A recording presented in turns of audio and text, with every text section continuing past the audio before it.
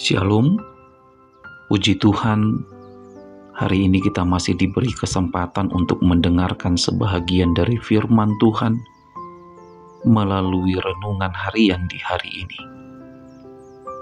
Maka oleh karena itu marilah kita terlebih dahulu bersatu di dalam doa. Kita berdoa, damai sejahtera di bumi dan kemuliaan hanya bagi Allah. Firman-Mu yang kudus, kiranya tetap menjadi pelita dan menjadi sumber pengharapan dalam kehidupan kami. Di dalam nama Yesus Kristus. Amin. Firman Tuhan yang akan kita renungkan di hari ini tertulis di dalam Yeremia 29 ayat 11. Sebab aku ini mengetahui rancangan-rancangan apa yang ada padaku mengenai kamu. Demikianlah firman Tuhan, yaitu rancangan damai sejahtera, dan bukan rancangan kecelakaan, untuk memberikan kepadamu hari depan yang penuh harapan. Amin. Demikianlah sabda firman Tuhan. Berbahagialah orang yang mendengar dan melakukan firman Tuhan. Saudara-saudara, firman Tuhan yang menjadi renungan di hari ini adalah merupakan bahagian dari pernyataan Allah kepada bangsa Israel yang pada saat itu berada di tanah pembuangan Babel. Allah berkata kepada mereka melalui Nabi Yeremia, apabila telah genap 70 tahun, aku akan menepati janjiku untuk mengembalikan kamu ke tanah tempat tinggalmu. Karena aku, kata Tuhan, mengetahui rancangan-rancangan apa yang ada padaku mengenai kamu. Tuhan sudah merancang setelah 70 tahun. Pemulihan kehidupan akan Tuhan nyatakan dalam hidup orang Israel. Setelah 70 tahun, masa depan yang penuh harapan akan Tuhan berikan kepada orang Israel, supaya mereka dapat kembali menata kehidupan mereka. Saudara-saudara, secara logika manusia, mungkin kita akan berpikir, mengapa harus sedemikian lamanya Tuhan memulihkan kehidupan bangsa Israel pada saat itu? Bukankah Dia Tuhan yang tidak membutuhkan waktu yang lama untuk memulihkan kehidupan umat-Nya? Saudara-saudara, sama seperti ketika kita berdoa kepada Tuhan. Bukankah Tuhan tidak bisa langsung mengabulkan permintaan kita? Bisa, saudara-saudara.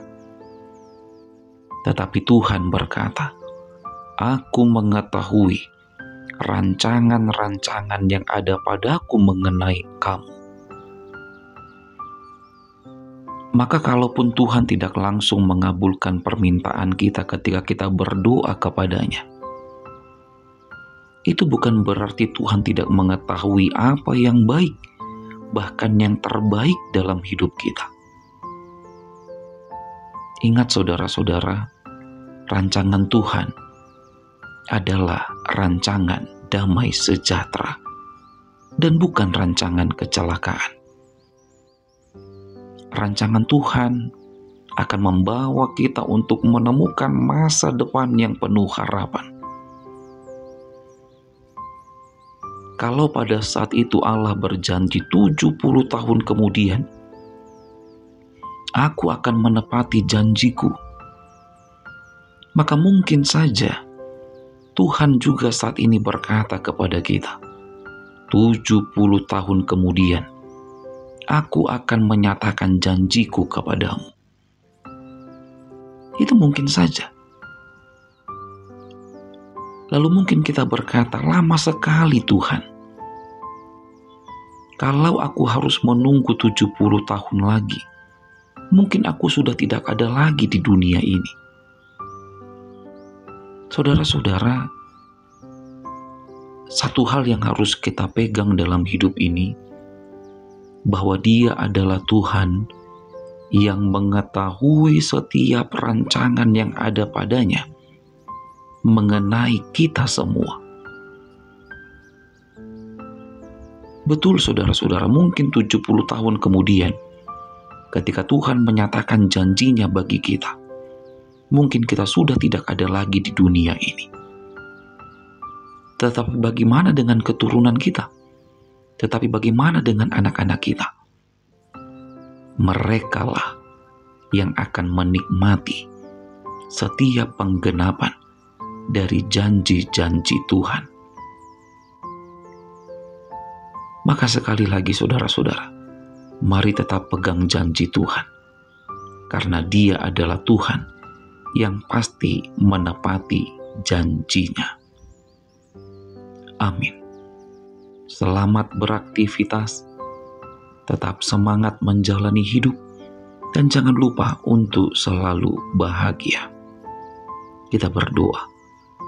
Rancangan Tuhan adalah rancangan damai sejahtera di hidup kami. Inilah keyakinan kami akan setiap rancangan-Mu di hidup kami. Berkat-Mu Tuhan, kiranya senantiasa memenuhi setiap hidup kami. Dan setiap kami kiranya boleh tetap menjadi saluran berkat di dalam kehidupan ini.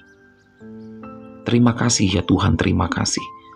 Tubuh, jiwa, dan roh kami, setiap aktivitas pekerjaan yang akan kami lakukan di sepanjang hari ini, kiranya boleh tetap mendatangkan sukacita dan kebaikan bagi kami semua. Di dalam nama Yesus Kristus kami berdoa. Terimalah berkat dari Tuhan Allah, kasih karunia Tuhan Yesus Kristus, dan kasih setia Allah Bapa, serta persekutuan Roh Kudus, kiranya menyertai saudara sekalian. Amin.